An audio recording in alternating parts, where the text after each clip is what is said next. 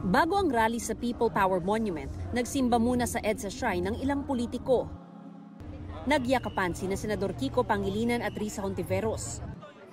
Tao rin ang mga nasa gobyerno. Pag nakita nila ito, ay malaking mensahe sa kanila.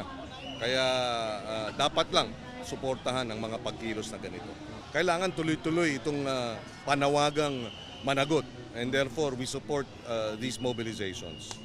Nagdaos ng maliliit na programa ang iba't ibang grupo sa paligid ng EDSA Shrine. Mula rito, nagmarcha pa People Power Monument ang mga rallyista galing sa iba't ibang sektor. Umulan o umaraw, tuloy ang marcha. May mga sumama pang bata, senior citizen, pati PWD. Magkakasama naglakad sina Senador Bam Aquino, Pangilinan at ML Party List Representative Laila De Lima.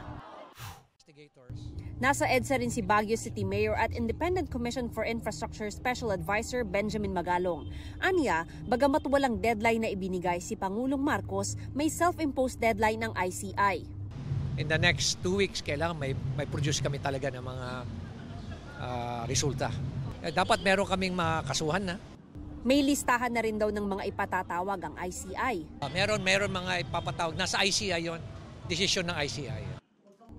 Nakikipag-ugnayan din aniya ang ICI sa Senate Blue Ribbon Committee para sa mga ebidensya, partikular sa kaso ni dating DPWH Assistant District Engineer Bryce Hernandez. I-turn over niya lahat ng mga ebidensyang nakuha nila sa bahay ni Bryce. Willing siyang i-turn over lahat yung kanyang mga nakuha dahil sa pinagagawa nila, except yung mga minana niya sa kanyang mga magulang. Ayon kay Blue Ribbon Committee Chairman Senador Ping Lacson, selyado pa ang mga ebidensyang nakuha ni Hernandez sa bahay niya. May mga inuwi sa mga dokumento, computer at lahat. May susundin tayong proseso at yun ang pinaghahandaan namin ngayon para bukas pwede na mabuksan lahat yon. Pag inansil natin, meron tayong susundin na procedure para hindi, sabi ko nga, para ma-preserve yung chain of custody. Sabi ni Lacson, kung may ebidensya ng kickback o komisyon, agad niya itong ipapadala sa ICI. Agad-agad, maski hindi pa tapos yung aming pagdinig at wala pang committee report, ipapadala ko na yun, yung party na yun, kung sino man yung mga naituro pa at may ebidensya.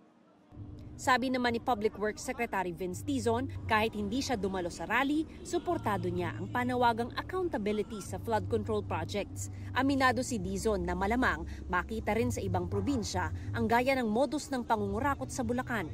Ngayon po na nabuo na ang Independent Commission for Infrastructure, dapat po pati ang ibang mga tao na naririnig na natin, naririnig na natin ang mga pangalan nila ngayon. Halimbawa po sa Mindoro, dito po sa ginawang project ng SunWest Corporation. Link po ang SunWest Corporation kay Congressman Zaldico. Nangako rin siya na walang sasantuhin ng DPWH base sa direktiba ng Pangulo. Lahat po ng ginawa na natin itong nakaraang 2 linggo, gagawin po natin ito paulit-ulit. Magdi-dismiss tayo, magtatanggal tayo sa trabaho, mag-file tayo ng kaso, magpapakulong tayo, at babawiin po natin ang pera ng bayan, ang pera ng mga kababayan natin. Magpapa-freeze po tayo ng assets at hahabulin po natin lahat yan. Para sa GMA Integrated News, Mav Gonzalez, nakatutok, 24 oras.